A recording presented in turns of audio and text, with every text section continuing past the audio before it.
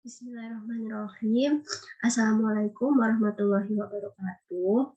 Alhamdulillahirabbil alamin wassalatu wassalamu ala asrofil anbiya'i wal mursalin sayyidina Muhammadin wa ala alihi washabihi ajmain. Rabbi shrahli sadri wa yassirli amri wahlul 'uqdatam min lisani yafqahu qawli. Amma ba'du. Puji syukur, alhamdulillah, marilah kita senantiasa panjatkan kehadirat Allah Subhanahu wa taala.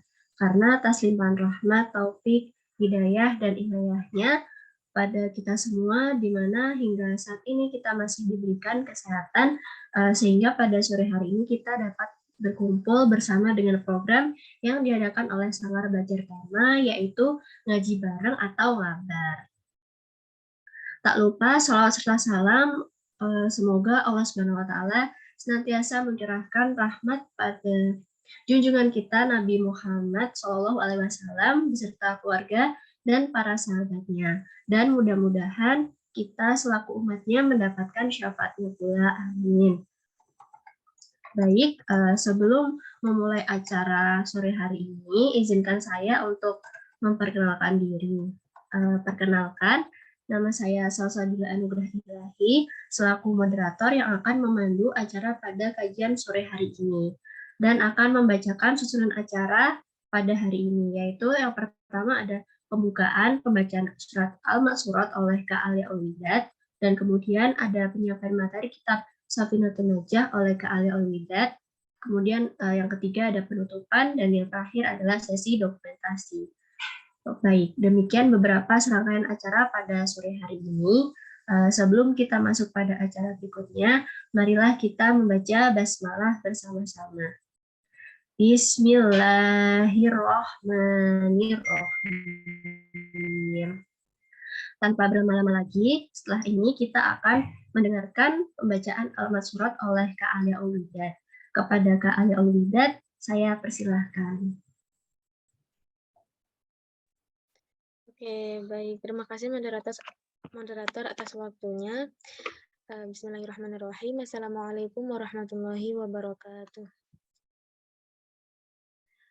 Oke, teman-teman, seperti biasa, sebelum kita memulai ngaji kitab Safinatun Najah pada sore hari ini, marilah kita awali dengan pembacaan zikir petang atau menggunakan Al-Ma'surat ini ya, zikir Al-Ma'surat ini, dengan harapan semoga acara berjalan dengan lancar dan juga segala aktivitas kita dimudahkan dan juga dijauhkan dari segala mara bahaya yang ada. Amin ya rabbal alamin. Baik, teman-teman bisa diikuti bersama ya pembacaan zikir petang ini sesuai dengan yang sudah di-share screen pada layar. Oke.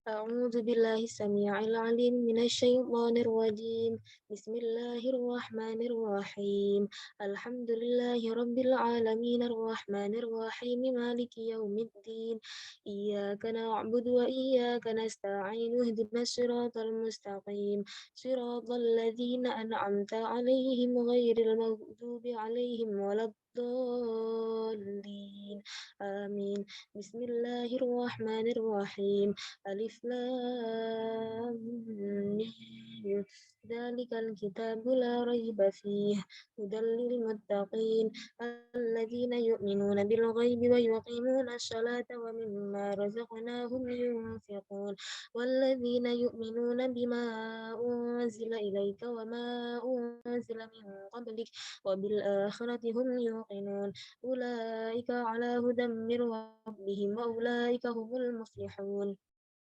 الله لا إله إلا هو الحي القيوم لا تأخذه سنة ولا نوم له ما في السماوات وما في الأرض من ذا الذي يشفع عنده إلا بإذنه يعلم ما بين أيديهم وما خلفهم ولا يحيطون بشيء من علمه إلا بما شاء وسع كرسيه السماوات والأرض ولا يؤوده حفظهما وهو العلي العظيم لا إكراه في الدين قد تبين الرشد من الغي فمن يكفر بالطاغوت ويؤمن بالله فقد استمسك بالعروة الوثقى لا انفصام لها والله سميع عليم الله ولي الذين آمنوا يخرجهم من الظلمات إلى النور والذين كفروا أولياؤهم الطاغوت يخرجونهم من النور إلى الظلمات أولئك أصحاب النار هم فيها خالدون لله ما في السماوات وما في الأرض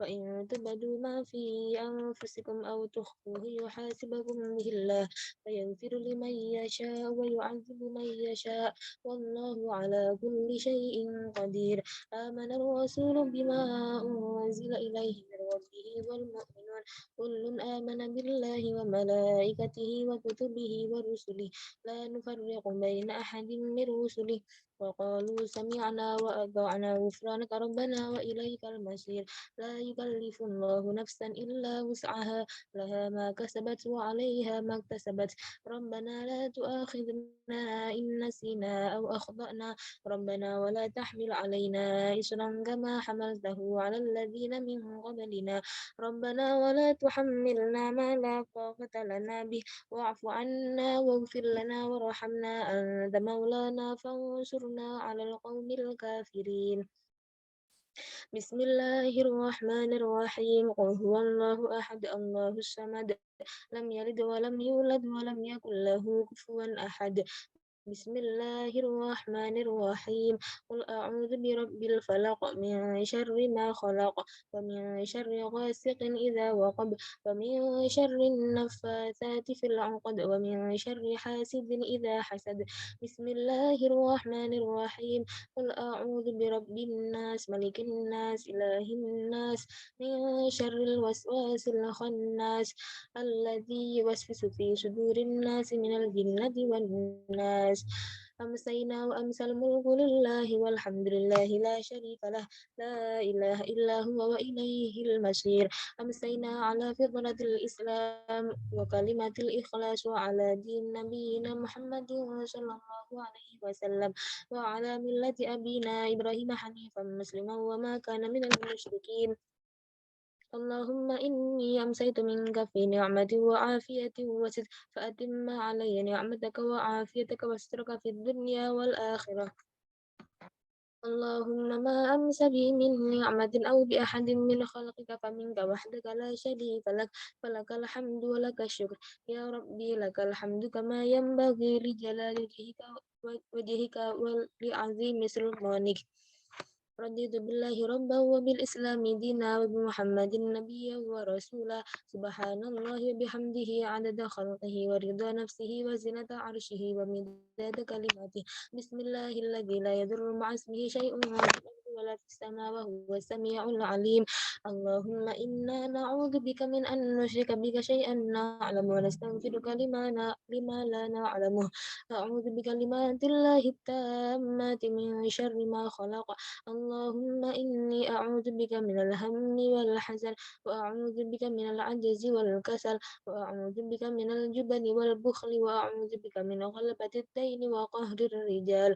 اللهم عافني في بدني اللهم عافني في سمعي اللهم عافني في بشري اللهم إني أعوذ بك من الكفر والفقر اللهم إني أعوذ بك من عذاب القبر لا إله إلا أنت أستغفر الله العظيم الذي لا إله إلا هو الحي القيوم وأتوب إليه اللهم أنت ربي لا إله إلا أنت خلقتني وأنا عبدك وأنا على عهدك ووعدك ما استطعت أعوذ بك من شر ما صنعت وأبو لك بنعمتك علي وأبوء بذنبي فاغفر لي فإنه لا يغفر الذنوب إلا أنت أستغفر الله العظيم اللهم صل على سيدنا محمد وعلى آل سيدنا محمد كما صليت على سيدنا إبراهيم وعلى آل سيدنا إبراهيم وبارك على سيدنا محمد وعلى آل سيدنا محمد كما باركت على سيدنا إبراهيم وعلى آل سيدنا إبراهيم في العالمين إنك حميد مجيد. Kak Bani boleh minta tolong ke atas? Oke, itu ya udah. Ya, subhanakallahumma bihamdika asyhadu an la ilaha illa anta astaghfiruka wa atubu ilaik. اللهم صل على سيدنا محمد عبدك ورسولك النبي الأمي وعلى آله وصحبه وسلم تسليما عدد ما أحاط به علمك وخض به قلمك وأحصاه كتابك ورضى اللهم عن ساداتنا أبي بكر وعمر وعثمان وعلي وعن الصحابة أجمعين وعن التابعين وتابعيهم بإحسان إلى يوم الدين سبحان ربك رب العزة عما يصفون وسلام على المرسلين والحمد لله رب العالمين قل اللهم مالك الملك تؤتي الملك من تشاء وتنزع الملك ممن تشاء وتعز من تشاء وتذل من تشاء بيدك الخير إنك على كل شيء قدير تولج الليل في النهار وتولج النهار في الليل وتخرج الحي من الميت وتخرج الميت من الحي وترزق من تشاء بغير حساب اللهم إن هذا إقبال ليلك وإدبار نهارك وأشواط دعاتك فاغفر لي اللهم إنك تعلم أن هذه القلوب قد اجتمعت على محبتك والتقت على طاعتك وتوحدت على دعوتك وتعاهدت على نصرة شريعتك فوثق اللهم رابطتها وأدم مدها واتها سبلها واملأها بنورك الذي لا يخفو واشرح صدورها بفيض الإيمان بك وجميل التوكل عليك وأحيها بمعرفتك وأمتها على الشهادة في سبيلك إنك نعم المولى ونعم النصير اللهم آمين وصلى اللهم على سيدنا محمد وعلى آله وصحبه وسلم Alamin. Oke, alhamdulillah pembacaan Al-Ma'surat sudah selesai ya teman-teman. Tadi saya juga tidak sengaja ketika membaca Al-Ma'surat juga sambil membaca artinya ya teman-teman. Di situ artinya sungguh sangat menarik ya, sangat Masya Allah sekali karena selain benefit ya atau fadilah dari pembacaan Al-Ma'surat ini sangat banyak sekali, kalau dilihat dari artinya pun juga sangat bagus juga gitu ya teman-teman. Selain misalnya meminta perlindungan diri, lalu dari misalnya kejahatan di luar, terus minta perlindungan dari rasa malas, lalu minta cahaya ilahi kayak gitu, meminta pertolongan, bantuan dan sebagainya. Jadi buat teman-teman, jika teman-teman ingin membacanya sendiri gitu ya untuk menemani zikir pagi dan petangnya, alangkah baiknya juga untuk membaca artinya ya bisa agar bisa lebih meresapi gitu ya, agar bisa lebih menikmati bahwa apa yang kalian baca itu merupakan doa-doa yang sangat bagus sekali seperti itu. Oke, mungkin bisa dicukupkan. Terima kasih. Wassalamualaikum warahmatullahi wabarakatuh. Baik, Alhamdulillah pembacaan Al-Ma'surat telah selesai dibacakan. Semoga Allah Subhanahu wa Ta'ala memberikan pahala bagi pembaca maupun yang mendengarkannya. Amin, amin, ya Rabbal Alamin. Oke, baik. Untuk acara selanjutnya akan langsung disambung saja dengan penyampaian materi Kitab Safinatun Najah yang akan dibawakan juga oleh Kak Alia Ulidat. Kepada Kak Alia Ulidat, saya persilahkan.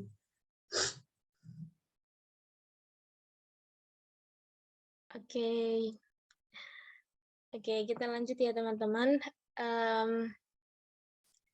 Kita bedah atau kita bahas kembali, kita belajar kembali dengan kitab Safinatun Najah ini. Oke, di pertemuan kali ini mungkin saya buka lagi ya teman-teman karena tadi sudah saya tutup dengan salam, jadi saya izin membukanya kembali. Bismillahirrahmanirrahim. Assalamualaikum warahmatullahi wabarakatuh. Waalaikumsalam warahmatullahi wabarakatuh. Oke. Oke, jadi kembali lagi ya teman-teman, kita di sini belajar bersama lagi Kitab Safinatun Najah. Kira-kira ini pertemuan kelima ya teman-teman ya. Dan kita sudah sampai di Kitabus Shalah atau bab yang menerangkan tentang sholat seperti itu. Oke, yuk langsung aja ya kita belajar dan kita bedah kitab dengan bab sholat ini.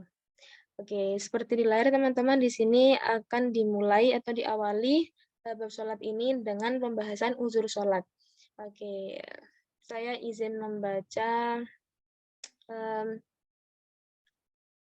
kalimat Arabnya terlebih dahulu ya teman-teman. A'dzarus sholati ithnani. Al-awalu an-naumu wa tsani an-nisyanu. Oke, jadi di bab kali ini menerangkan tentang uzur sholat. di mana terbagi menjadi dua, yaitu tidur dan lupa. Nah, maksudnya gimana teman-teman? Jadi di sini itu ada uzur atau penyebab-penyebab di mana itu dia bisa diterima ya, halangannya itu bisa diterima kalau dia tidak melakukan sholat. Nah, apa saja? Yaitu yang pertama tidur, yang kedua lupa. Misalnya dia ketiduran sampai em, meninggalkan sholatnya kayak gitu ya. Misalnya dia tidur sebelum waktunya masuk kayak gitu. Dia tidur sebelum waktunya zuhur dan bangun-bangun dia sudah masuk waktu asar gitu teman-teman. Nah itu tidak apa-apa kayak gitu karena memang kan tidak niat itu ya, tidak niat menanti-nantikannya, tidak niat mengundur-ngundur kayak gitu ya, tidak me, apa ya, menunda-nunda seperti itu ya kan belum masuk masuk waktunya dan juga mungkin dia juga saking lelahnya seperti itu ya, saking lelahnya dan dia tidak meniatkan, "Aku tak tidur sampai lewat asyar," kayak gitu dan tidak sholat kan. Kalau seperti itu tidak apa-apa kayak gitu, teman-teman. Beda lagi kalau misalnya dia, tidur sebelum masuknya waktu sholat, lalu udah bangun tapi tidur lagi sampai dia lewat asyar, nah itu baru yang tidak boleh, kayak gitu ya. Jadi keadaan seperti ini, ketika dia tidur sampai, mmm meninggalkan waktu sholat, meninggalkan sholat sampai waktunya habis. Nah, itu di sini dalam keadaan ini disebut uzur yang bisa diterima seperti itu. Namun ketika sudah bangun langsung menguduknya gitu ya, langsung menggantinya seperti itu.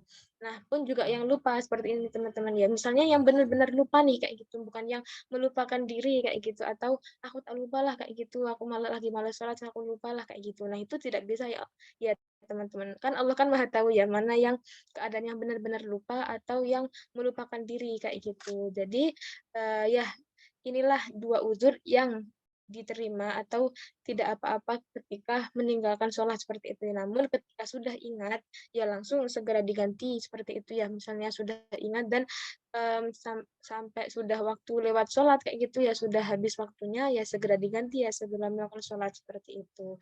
Jadi mungkin saya izin mengulangi sedikit lagi bahwa uzur yang diterima yang pertama yaitu tidur, di mana keadaan kita tidur sebelum waktu sholat masuk hingga waktu itu sudah habis kayak gitu dan tidak ada keadaan di mana kita itu menunda-nunda, sudah waktunya masuk, tapi kita menunda sampai akhirnya ketiduran dan waktunya habis, atau ketika sudah bangun tapi tidur lagi sampai waktunya habis, itu bukan seperti itu ya. Jadi yang benar-benar tidur dan sampai waktunya terlewat seperti itu, dan yang lupa, yang keadaan benar-benar lupa kayak gitu. Namun ketika sudah bangun dan sudah teringat kembali tadi, langsung segera melaksanakan sholatnya tanpa harus menunda-nunda atau melakukan aktivitas yang lain. Seperti itu. Oke, mungkin bisa dipahami ya teman-teman. Kita bisa lanjut ke bab selanjutnya. Nah, di sini bab ini menerangkan tentang syarat sholat. Kayak gitu. Syurutus sholati thamaniyatun. Taharatul hadatsaini ya, yang pertama taharatul hadatsaini wa taharatu an najasati fi thawbi wal badani wal makani wa satrul aurati wa istiqbalul qiblati wa dukhulul waqti wal ilmu bi fardiyatiha wa alla ya'taqida fardan min furudiha sunnatan wa jatinabul mubtilati. Oke, di pasal ini atau bab ini menerangkan tentang apa aja sih syarat sholat seperti itu. Nah, di sini diterangkan ada 8 nih teman-teman.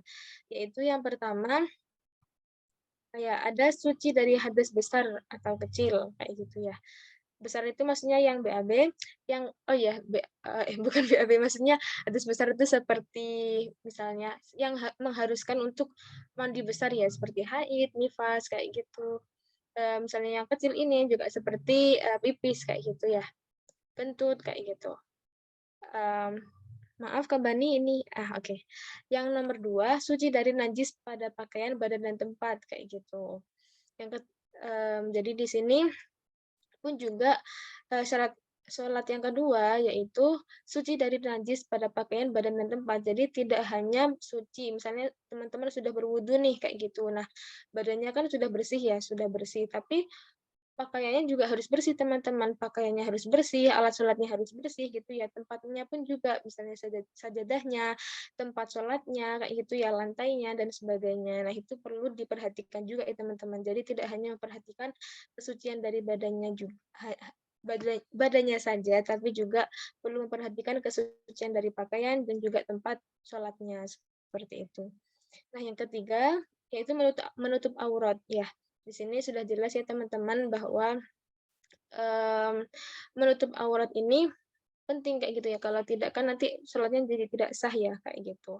Jadi, seperti ketika memakai mukena harus diperhatikan ya teman-teman, apakah ada bagian bagian tubuh yang terlihat kayak gitu ya, misalnya ada rambut yang keluar, atau mungkin telapak kakinya ya ketika kita sholat itu tidak terasa, terlihat kayak gitu ya, maka perlu sekali untuk mempersiapkan dengan siap gitu ya, mempersiapkan dengan baik sebelum sholat itu, apakah, memakai mukenanya sudah benar, apakah rambutnya itu sudah tidak terlihat, apakah semua sudah benar kayak gitu, kalau sudah baru bisa sholat gitu ya teman-teman ya, untuk meminimalisir ya kendala ketika sholat kayak gitu ya. Jadi misalnya nih kalau teman-teman, di pertengahan sholat, terus, nggak kerasa kakinya itu kayak kok agak kena angin gitu ya, oh kayaknya lagi kebuka nih kayak gitu kaki aku kayak gitu ya, segera ditutup gitu ya teman-teman ya. Tapi kalau udah kerasa dan, terlihat sampai akhir, yaitu ya jangan nih teman-teman. Nah, itu kan bisa menyebabkan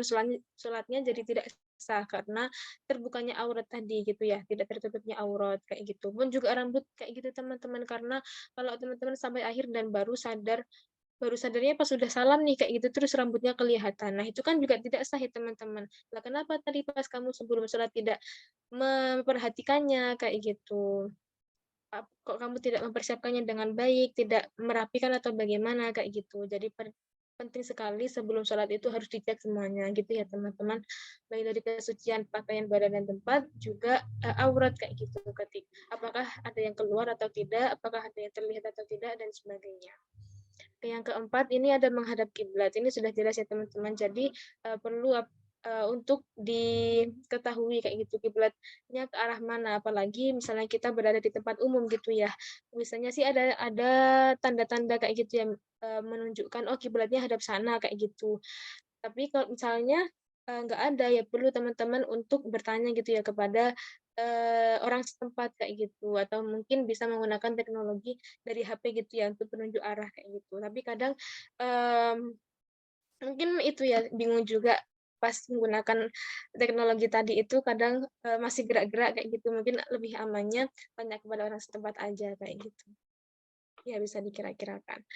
Oke, selanjutnya yaitu masuk waktu. Udah jelas ya teman-teman ya bahwa syarat sahnya sholat itu ya harus ketika sudah masuki waktu. Jadi tidak boleh aku mau sholat sekarang lah nanti takutnya kalau nanti lupa kayak gitu. Padahal belum azan nih, belum azan zuhur kan juga nggak boleh ya kayak gitu. Jadi harus menunggu masuknya waktu sholat dengan ditandai dengan azan kayak gitu. Misalnya teman-teman berada di tempat yang minoritas atau jauh dari, tempat ibadah gitu ya, di mana tidak terdengar adzan sama sekali kayak gitu. Nah, itu bisa melihat jadwal sholat di internet kayak gitu ya, karena kan sekarang sudah banyak sekali ya jadwal-jadwal sholat kayak gitu. Nah, disesuaikan, jadwal sholat di kota ini, di daerah ini kayak gitu. Jadi jangan hanya berpatokan pada, mmm pusat kota kayak gitu, tapi disesuaikan juga dengan daerahnya. Karena bisa jadi nih kayak gitu teman-teman, misalnya daerahnya itu jauh dari kota, jauh dari, pusat kayak gitu ya, pusat kota kayak gitu.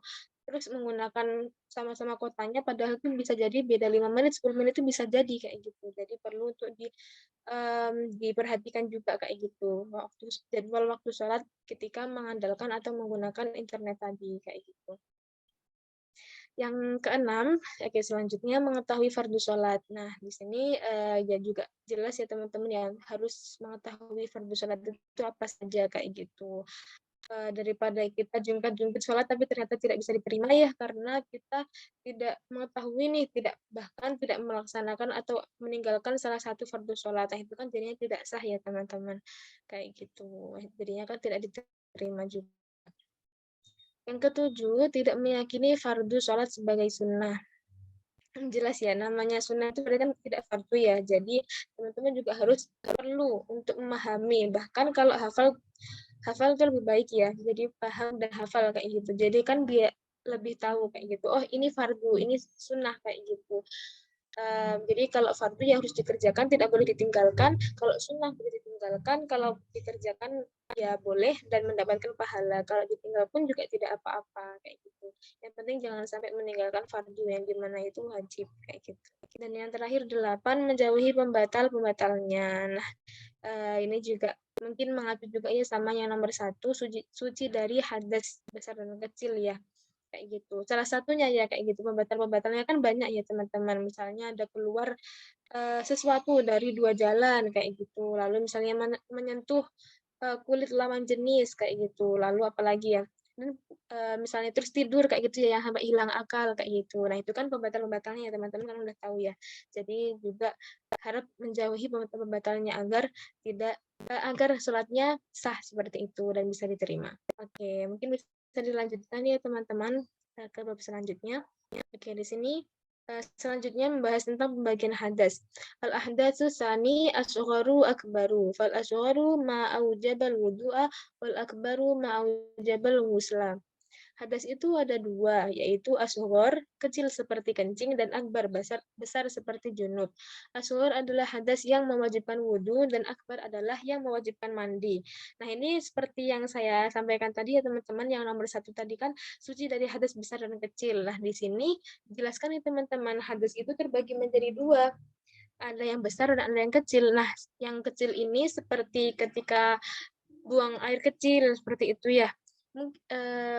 Nah, pokoknya yang kecil ini hanya mewajibkan untuk wudhu saja, tidak perlu sampai mandi kayak gitu ya. Jadi misalnya kencing kayak gitu, terus misalnya BAB, terus kentut. Nah, itu kan hanya mewajibkan wudhu ya. Jadi itu tergolong hadis asghar ya atau kecil seperti itu. Nah, hadis akbar ini itu kok hadis maaf yang hadas akbar ini adalah hadas yang besar kayak gitu yang dimana itu mewajibkan untuk mandi gitu ya teman-teman. Nah, contohnya seperti apa berarti yang hadas akbar ini? Seperti junub tadi gitu ya, seperti junub terus haid kayak gitu ya, nifas, nah sebagainya kayak gitu yang hadas-hadas yang sampai mewajibkan untuk mandi itu disebut dengan hadas akbar atau hadas besar seperti itu. Oke, bisa dipahami ya teman-teman. Oke, kita bisa lanjut. Nah, selanjutnya ini ada pembagian aurat. Al-auratu arba'un auratur rajuli mutlaqan wal amati fi sholati ma baina surati war rukbati wa auratul hurrati fi sholati jami'u badaniha ma siwal wajhi wal kaffaini wa auratul hurrati wal amati 'indal ajanibi jami'ul badani wa 'inda maharimiha wan nisa'i ma baina surati war rukbati. Oke. Oke, sebentar. Oke, di sini dijelaskan boleh agak sedikit ke bawah, Kak Bani. Oke, nah di sini aurat itu ada 4, yaitu yang pertama aurat laki-laki. Jadi di sini dijelaskan ya teman-teman ya. Yang pertama ada aurat laki-laki itu mutlak, maksudnya di dalam sholat dan luar sholat, dan wanita di dalam sholat, yakni antara pusar dan lutut. Pusar dan lutut. Oke, jadi yang disebut aurat gitu ya teman-teman. Tadi kan dijelaskan ya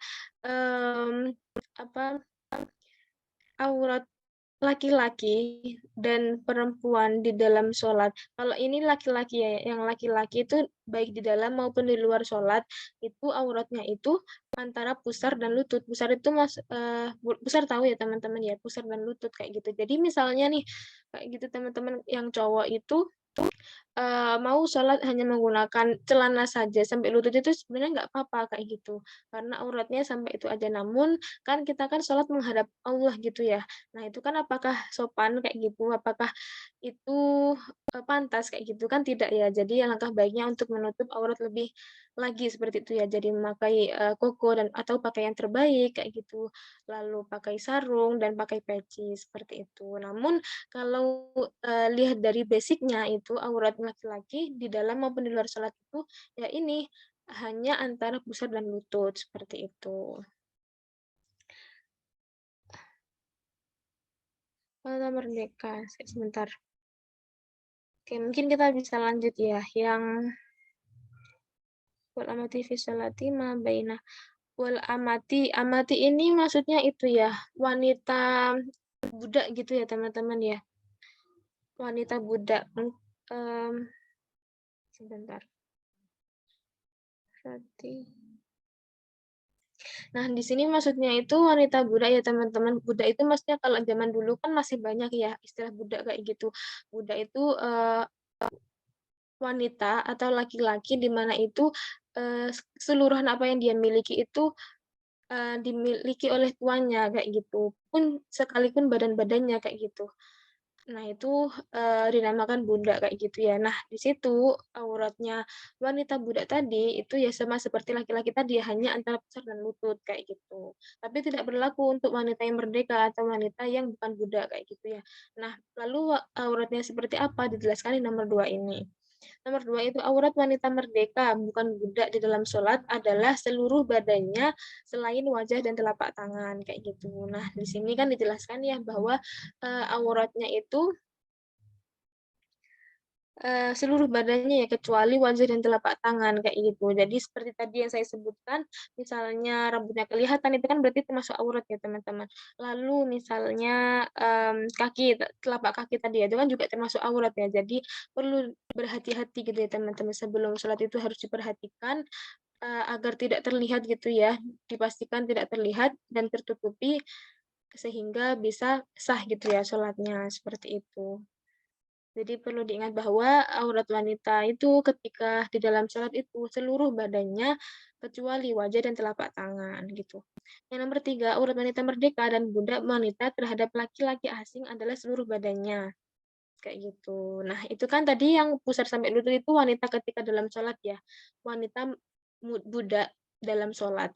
Namun baik wanita merdeka maupun wanita budak terhadap laki-laki asing di luar sholatnya itu seluruh badannya kayak gitu ya teman-teman. Ya. Sebenarnya kalau di apa ya, kalau di basic ilmunya ya, di basic ilmu agama seperti ini memang seluruh badan gitu ya teman-teman. Makanya orang kalau teman-teman sering menemui atau bahkan pernah melihat ya di TV, di internet kayak gitu, wanita-wanita di Arab Saudi, di Timur Tengah kayak gitu kan banyak ya yang sangat menutup rapat gitu ya. Seluruh badannya pakai apa itu, pakai sarung tangan, pakai kaos kaki, pakai cadar seperti itu. Nah itu, mereka mengikuti seperti ini. Namun, perlu diketahui juga teman-teman bahwa, seperti ini tuh memiliki apa ya, ajaran itu beragam ya, memiliki banyak aliran kayak gitu, memiliki banyak pemahaman kayak gitu. Jadi, ada juga yang imam yang mengatakan bahwa, mmm aurat yang wanita merdeka itu di luar sholat pun juga sama seperti yang nomor 2 ini teman-teman, hanya wajah dan telapak tangan kayak gitu. Jadi misalnya memperlihatkan wajahnya namun tidak pakai cadar itu juga tidak apa-apa seperti itu. Jadi bukan berarti yang misalnya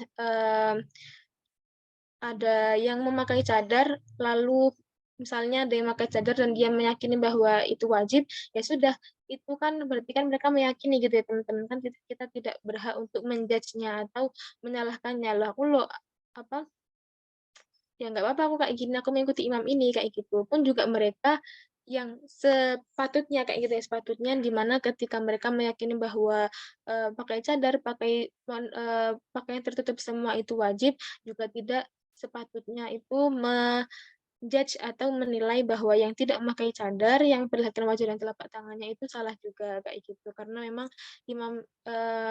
ajaran imam itu, beragam gitu ya, berbeda-beda kayak gitu. Perlu kita untuk toleransi dan menghargai satu sama lain, seperti itu. Nah, dan sepertinya juga kebanyakan kalau dari orang Indonesia ya, yang mengetahui ilmunya juga itu mereka mengikuti imam yang di mana itu, memperbolehkan atau ya memperbolehkan, dan mengajarkan bahwa aurat wanita itu ya seperti yang tadi nomor 2 itu, boleh memperlihatkan, wajah dan telapak tangannya saja, kayak gitu. Yang selainnya aurat, jadi bukan yang aurat seluruh badannya gitu ya, gitu. Nah, yang nomor 4 ini, sementara aurat keduanya terhadap mahram dan wanita lain adalah antara pusar dan lutut. Ya misalnya ini wanita yang merdeka tadi ya, misalnya dia itu bersama dengan orang terhadap mahramnya seperti ayahnya, seperti kakak atau adik laki-lakinya gitu ya, juga dengan wanita lain itu auratnya itu antara pusar dan lutut seperti itu. Jadi teman-teman misalnya dengan temannya sesama wanita kayak gitu. Nah, auratnya itu di antara pusar dan lutut kayak gitu. Auratnya seperti itu saja kayak gitu. Namun yang lain itu tidak termasuk aurat kayak gitu. Jadi tidak apa-apa misalnya terlihat seperti itu karena memang bukan auratnya kayak gitu. Jadi misalnya seperti ya kayak gitu. Jadi apa itu misalnya teman-teman dalam rumah kayak gitu bertemu dengan ayahnya, dengan adik atau kakak laki-lakinya kan kadang misalnya tidak pakai kerudung atau misalnya pakai apa itu baju pendek kan juga biasa ya. Nah, itu tidak apa-apa karena memang itu bukan auratnya ya. Yang penting antara pusar dan lutut itu tertutupi seperti itu. Oke, mungkin kira-kira bisa dipahami ya teman-teman. Bisa diingat-ingat juga karena ini juga termasuk penting ya kita sebagai wanita yang perlu untuk menjaga dan menutup aurat kayak gitu. Oke, bisa dilanjutkan ke bawah, Kak Bani. Oke, sebentar.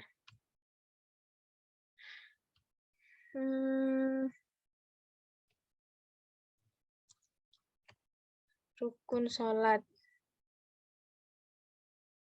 Oke, mungkin dari sini dulu teman-teman, apakah ada yang mau ditanyakan sebelum kita lanjutkan? Sepertinya untuk pembahasan yang selanjutnya ini bisa dilanjutkan di pertemuan selanjutnya ya, karena berhubungan dengan pembahasan yang lain di bawahnya.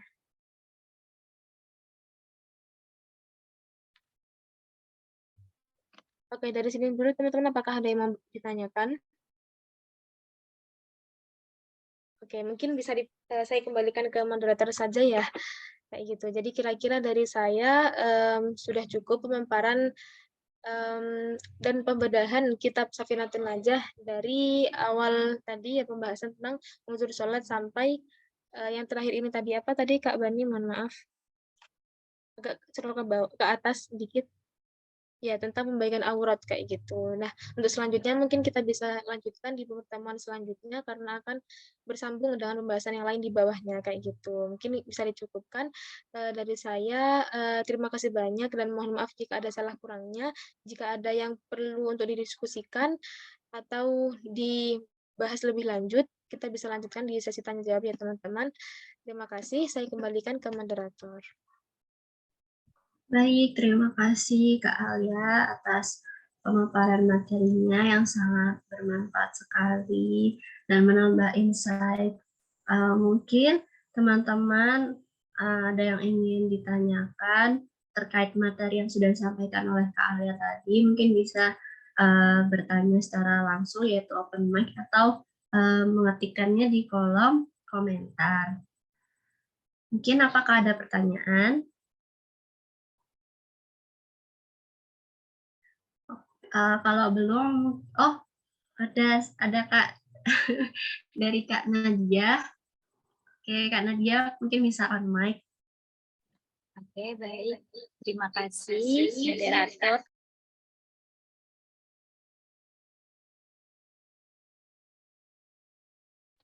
Oke, baik. Apakah masih berdengung suara saya? Sudah tidak, Kak. Oke, baik. Alhamdulillah. Baik, sebelumnya terima kasih kepada Kak Alia dan Kak Salsa atas kesempatannya. Tadi materi udah disampaikan Kak Alia itu sangat mudah dipahami. Cuma di sini membahas tentang sholat dan aurat ya Kak Alia. Saya mau izin bertanya nih. Nah, kan tadi udah dijelasin sama Kak Alia, maksudnya kayak aurat itu apalagi wanita itu kan sangat, pokoknya ya intinya benar-benar sangat lumrah banget lah, kayak ibaratnya apalagi kita mau beribadah kita harus benar-benar menjaga aurat kita, dalam kehidupan sehari-hari juga harus menjaga aurat kita khususnya sebagai wanita muslim.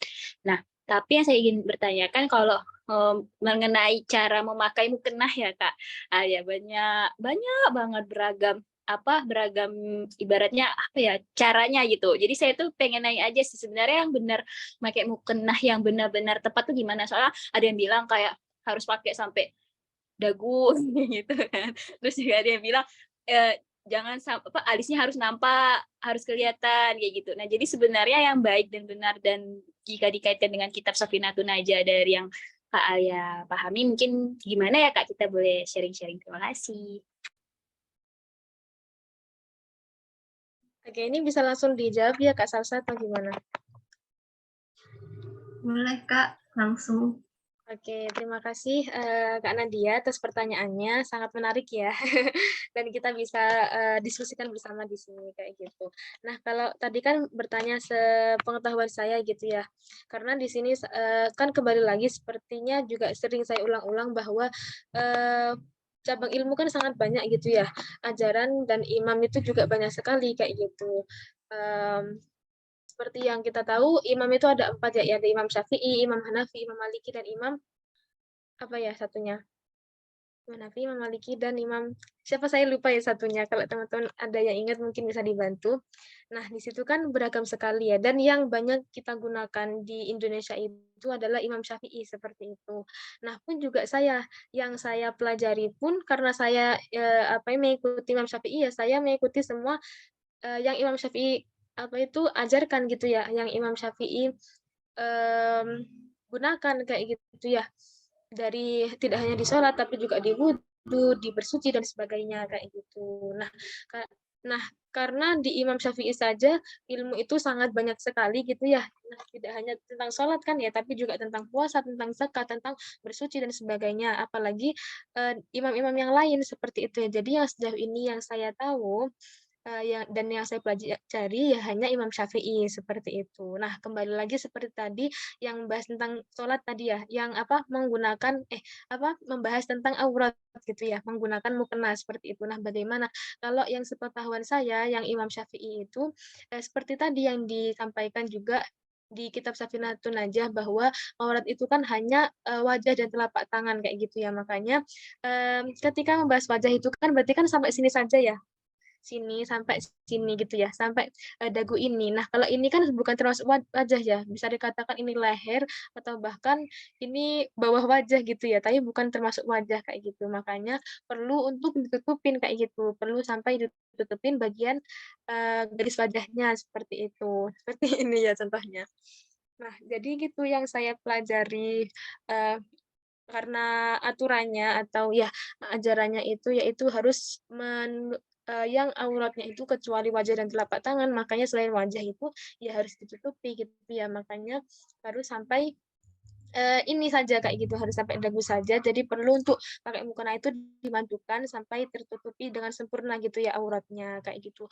Pun juga misalnya harus kelihatan alis itu maksudnya kalau yang saya ketahui itu bukan sampai kelihatan alisnya ya, tapi ini apa dahinya kayak gitu ya, minimal bisa tiga jari. Tapi kan manusia kan beragam ya, dahinya kan ada yang lebar, ada yang sempit gitu ya. Jadi kan tidak jadi patokan kayak gitu garis itu. Yang penting terlihat gitu ya dahinya. Karena kenapa kok harus terlihat dahinya? Kan ini termasuk wajah juga ya teman-teman ya.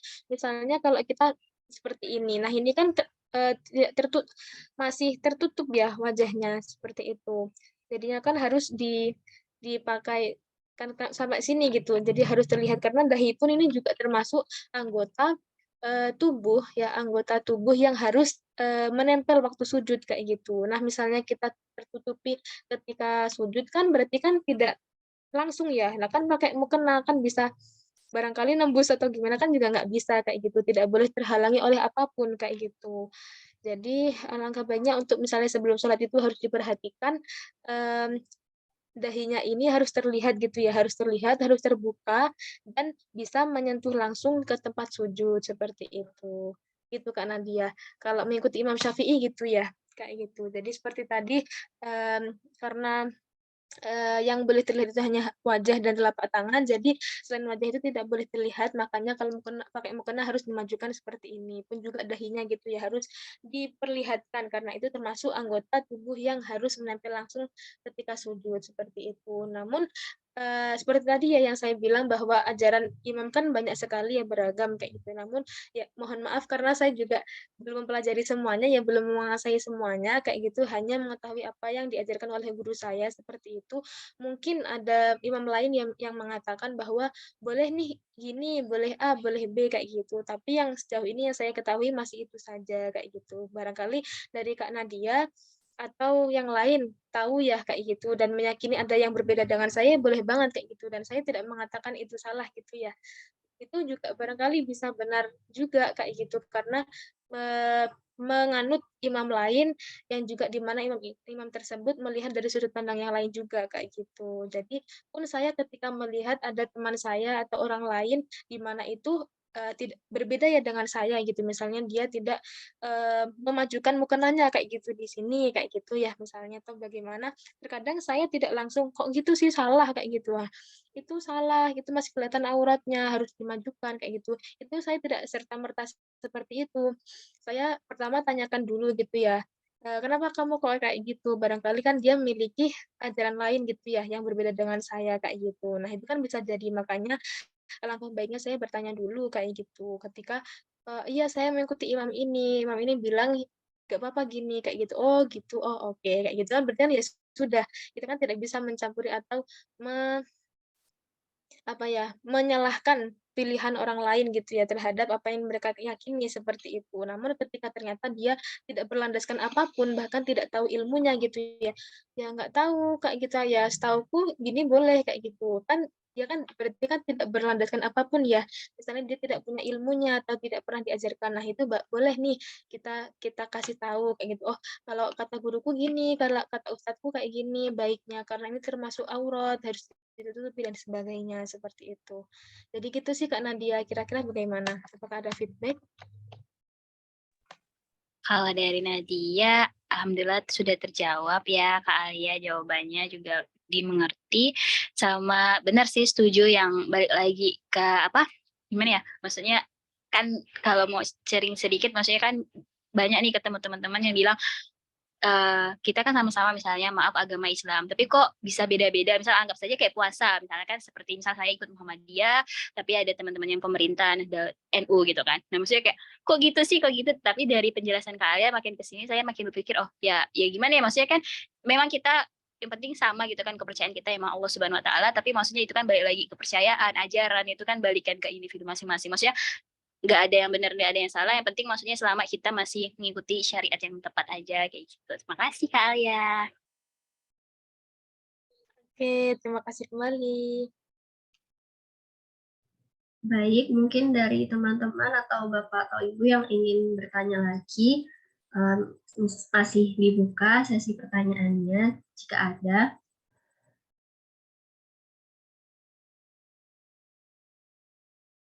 Oke, jika masih belum, mungkin saya ingin bertanya, Kak, karena saya juga tadi waktu di pembahasan yang awal terkait yang udur sholat itu, kan ada apa di kitab Safinatun bilang kalau misalnya ada dua unsur sholat yaitu tidur sama lupa. Nah, saya jadi tertarik sama yang lupa.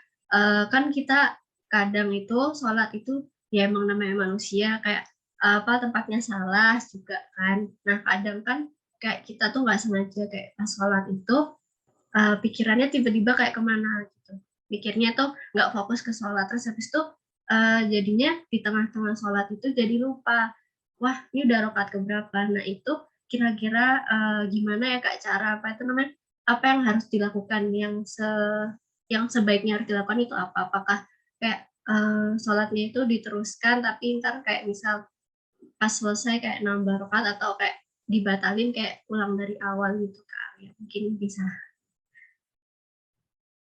Oke, terima kasih Kak Salsa atas pertanyaannya. Ini mungkin hampir manusiawi ya, tapi juga saya tidak berani memukul rata kayak gitu. Barangkali ada yang sangat ahli fokus gitu ya, karena memang kalau mungkin Kak Salsa pernah ya, saya pun juga pernah ya, atau bahkan sering kayak gitu dan mungkin teman-teman dan orang lain kayak gitu. Karena apa ya, ya seperti tadi kembali lagi kan manusia kan tempatnya salah dan lupa kayak gitu. Terus mungkin juga sering terjadi bahwa kita itu kadang waktu sholat itu nggak fokus nih, nggak fokus bahwa kita tuh sedang menghadap Allah loh kayak gitu. Tapi kita pikirannya ke yang lain, misalnya aduh skripsiku gimana, aduh tugasku ini tadi belum, aduh jemuran aku tadi gimana, hujan kayak gitu ya. Misalnya di tengah-tengah sholat terus tiba-tiba hujan kepikiran jemuran kayak gitu kan hal biasa ya kayak gitu. Nah, gimana itu sebenarnya kalau saya pernah dengar itu termasuk apa ya apa gangguan setan juga ya kayak gitu. Karena kan meskipun dalam sholat pun setan juga tidak berhenti untuk mengganggu kita kayak gitu. Gimana caranya kita itu tidak fokus, kita itu bahkan lupa itu juga termasuk gangguan tadi ya yang aku bilang, gangguannya itu sangat halus kayak gitu ya. Membuat kita itu lupa bahwa kita itu sedang menghadap Allah, gitu. Jadinya lupa apa aja yang harus kita lakukan dalam sholat, tadi rakaatnya udah berapa, kita udah baca Fatihah belum ya? Nah, itu juga termasuk gangguan setan ya kayak gitu. Barangkali yang tadinya awalnya itu Kak Salsa benar, tapi apa ragu-ragu. Nah, ragu-ragu itu juga termasuk gangguan setan kayak gitu. Itu kan sangat halus ya dan sangat mengganggu ya sebenarnya. Padahal sebenarnya kita itu udah benar kayak gitu, udah yakin. Tapi kembali lagi yang pertama, mungkin yang pertama ya tadi ya, yang pertama kita harus fokus. Yang sebelum sholat itu kita mungkin bisa baca a'udzu dulu ya. A'udzubillahi minasyaitonirrajim kan itu kan artinya ya Allah aku mohon perlindunganmu kayak itu jauhkan aku dari Bismillahirrahmanirrahim dari gangguan setan yang terkutuk gitu ya. Nah, itu kan mungkin ikhtiar kita yang pertama gitu ya. Baca a'udzu dulu, terus kita mantapkan dalam hati kita mau sholat dan menghadap Allah. Jadi mohon ya Allah semoga saya fokus kayak gitu ya, fokus benar-benar menghadap Allah kayak gitu, menunaikan kewajiban saya dan juga ya istilahnya memenuhi panggilanmu kayak gitu ya, panggilan waktu sholat seperti itu. Mungkin itu ikhtiar yang pertama. Yang kedua, misalnya nanti di pertengahan kayak gitu kita tiba-tiba keingat hal lain kayak gitu ya, segera kita bisa ingat kembali gitu ya apa yang kita lakukan. Oh, astagfirullahaladzim kayak gitu langsung fokus lagi kayak gitu. Jadi tidak perlu dibatalkan. Ya. Sebenarnya yang dibatalkan itu membatalkan sholat itu kalau tidak ada udzur yang benar-benar udzur itu tidak boleh ya kayak gitu. Tidak boleh. Jadi kayak misalnya sholat karena misalnya ada yang mengganggu gitu ya, misalnya ada temannya yang mengganggu, yang jahil kayak gitu, terus hanya ketawa itu sebenarnya tidak boleh kayak gitu, tidak boleh. Jadi makanya mmm, bagi kita yang sholat itu ya jangan gampang ketawa kayak gitu, jangan dengan mudahnya membatalkan sholat hanya dengan hal seremeh itu kayak gitu ya, hanya dengan cuma karena dijahilin temennya kayak gitu. Pun juga kita sebagai temannya, sebagai orang lain yang berada di sekitarnya itu harus menghormati orang yang sholat tadi gitu ya, jangan sampai mengganggunya, jangan sampai membuatnya dia ketawa, membuatnya dia batal kayak gitu. Terus apalagi misalnya ya berbicara atau teriak-teriak atau melakukan apapun yang bisa mengganggu fokusnya kayak gitu ya. Nah, itu kan juga mungkin ya kita tidak sadar bahwa loh kita loh cuma cerita-cerita aja kayak gitu. Kalau dia fokus kan ya salahnya dia, kenapa kita salah? Lah, itu kan juga kita bisa jadi penyebab juga kan kenapa dia tidak fokus karena suara kita terlalu keras kayak gitu. Jadi perlu kita itu untuk menghormati ya teman-teman bahwa sholat kan itu kan sangat sangat ya perkara wajib ya, di mana itu dia juga menghadap Tuhannya kayak gitu ya. Jadi kita juga harus menghargai dia sebagai orang yang sholat itu tadi dengan tidak dengan kondusif gitu ya, tidak ramai kayak gitu. Apalagi kita di sekitarnya kayak gitu ya. Pun juga saya pernah membaca hadis gitu ya. Itu disampaikan oleh ustadz saya kayak gitu bahwa beliau bilang, saking pentingnya sholat itu, kayak gitu ya, saking pentingnya kita itu menghormati dan menghargai orang yang sholat kayak itu tadi, kita itu selain harus kondusif, eee, kita itu kan tidak boleh ramai gitu ya, sampai kita yang mengaji, yang notabene-nya itu kita membaca kalam Allah gitu ya, membaca ayat suci Al-Quran aja itu tidak boleh loh kalau misalnya kita mengaji dengan suara keras yang itu meskipun kita itu membaca kalam sucinya Allah, tapi suara kita sampai mengganggu fokusnya dia itu tidak boleh loh kayak gitu. Itu dilarang kayak gitu. Nah, itu kan padahal ngaji loh ya, padahal kan ngaji ya, tapi kok apa itu tidak boleh kayak gitu karena sampai mengganggu sholatnya kayak gitu. Nah, itu kan jadi apa ya perlu diperhatikan gitu ya Kak Salsa dan juga teman-teman semuanya kayak gitu. Jadi bagi kita sendiri kita juga harus ikhtiar, fokus kayak gitu, harus benar-benar menghadap Allah kayak gitu, fokus terhadap apa yang kita lakukan, tidak hanya sekedar jungkat-jungkit ya, tapi sadar kayak kalau di istilah psikologinya itu mindfulness gitu ya, tahu apa yang kita lakukan gitu ya, sadar kayak gitu. Kita sedang melakukan sholat, sedang berinteraksi dengan Allah kayak gitu, pun juga misalnya kita di posisi orang lain, di mana kita berada di sekitarnya orang yang sedang sholat, ya harus menghormati dia, menghargai dia dengan cara kondusif, tidak ramai, atau bahkan misalnya mau mengaji, ya silent dulu gitu ya, dalam mode silent dulu kayak gitu, yang lirih kayak gitu, jangan sampai mengganggu fokusnya kayak gitu. Karena kan kemampuan fokus orang kan juga beda-beda ya, barangkali ada yang sudah ahli fokus kayak gitu. Terus akhirnya kan mungkin kita berpikir, oh dia loh ahli ibadah, mungkin dia fokus, jadi nggak masalah lah kita mau ngerumpi di sekitarnya atau kita mau ngaji keras pun dia juga tetap fokus, kan kita juga tidak boleh meremehkan ya, kayak gitu kan, siapa tahu kayak gitu kan, siapa yang tahu dia itu bisa fokus atau tidak. Jadi ya cari amannya ya kita harus kondusif juga dan tahu sadar diri dan menghargai sebagai orang sekitarnya gitu. Ya gitu sih. Terus apalagi, jadi tidak perlu sampai membatalkan sholat ya, dan kembali lagi untuk sholat dari awal lagi kayak gitu. Nah ya kalau misalnya mengulang dari awal yang membatalkan, terus sholat dari awal. Kalau nggak fokus lagi gimana? Kan membatalkan terus ya kayak gitu. Kalau mungkin teman-teman juga pernah mendengar kalau misalnya kita itu membatalkan wudhu sampai membatalkan sholat ya, membatalkan sholat sampai 3 kali itu kan bisa membatalkan wudhu kayak gitu. Kayak gitu ya. Misalnya teman-teman sampai membatalkan sholat sampai 3 kali itu wudhunya batal, jadi harus wudhu lagi kayak gitu. Nah, apalagi yang tadi yang aku bilang bahwa membatalkan sholat itu sebenarnya kalau tidak karena hal-hal yang sangat mendesak itu tidak boleh sebenarnya kayak gitu. Jadi perlu untuk mengukuhkan sholatnya kayak gitu, apalagi untuk hal-hal yang remeh kayak gitu ya. Jadi harus ditahan kalau misalnya ada ketawa atau gimana kayak gitu, yang ditahan jangan sampai batal sebisa mungkin seperti itu.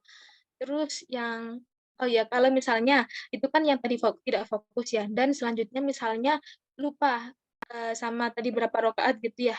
Nah, itu bisa misalnya yakin, oh yakin jangan-jangan ini bukan bukan aku yang lupa, barangkali ini perasaan ragu-ragu dari setan kayak gitu.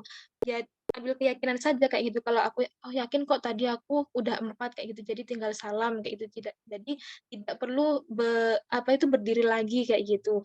Kalau yakin, ya udah yakini aja apa yang Anda yakini kayak gitu. Tapi kalau masih berusaha yakin tapi belum yakin dan meyakini, "Oh kayaknya kurang nih," kayak gitu, ya nggak apa-apa ambil aman saja, menambah 1 rakaat lagi gitu ya, menambah rakaat 1 lagi.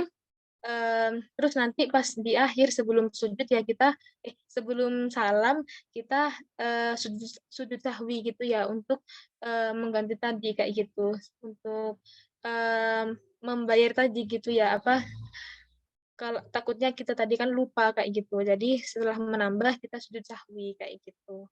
Itu sih Kak Salsa untuk mengatasi misalnya lupa rakaatnya, misalnya tidak yakin dan, yakinnya itu masih 3 rakaat, masih kurang 1, ya udah ditambahin aja kayak gitu cari amannya. Kan kalau misalnya kita ternyata benar 4 terus ditambahi 1 kan jadinya 5 ya, tapi kan sudah diganti juga dengan sujud sahwi gitu ya, jadinya kan ya katakanlah seperti termaafkan gitu ya dengan sujud sahwi tadi kayak gitu. Tapi misalnya ternyata kita yakin tapi ternyata 3 kayak gitu kan akhirnya kan kurang, kayak gitu kan akhirnya tidak sah ya, jadinya kan tidak tidak bisa memenuhi syarat sahnya sholat juga kan karena rakaatnya 4 kayak gitu. Jadi ambil amannya saja sih kayak gitu, bisa nambah 1 rakaat dan sujud sahwi sebelum salam, seperti itu.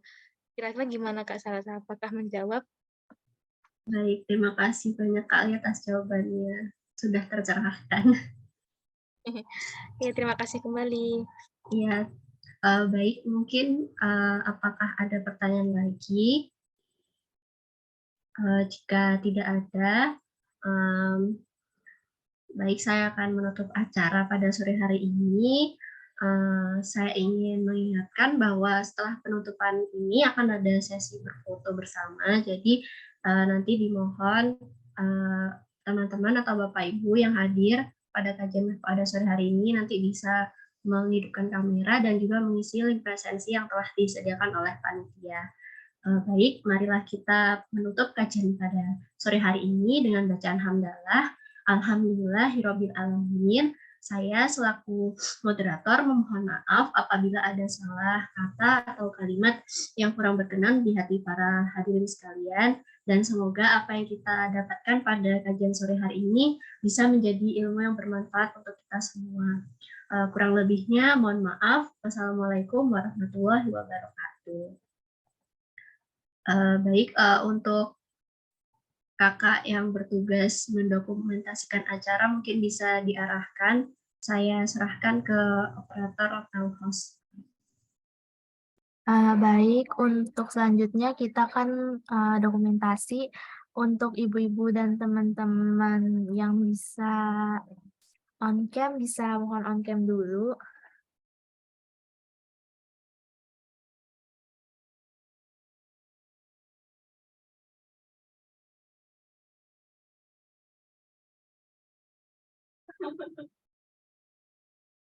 Apakah Bu Intan bisa on cam?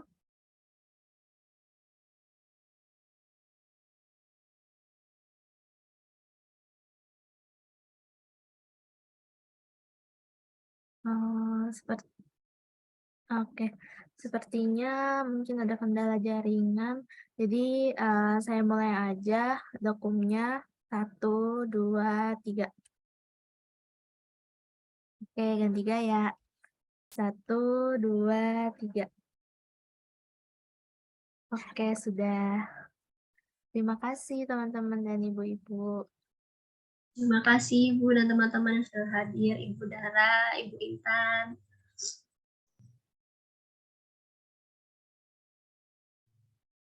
Terima kasih.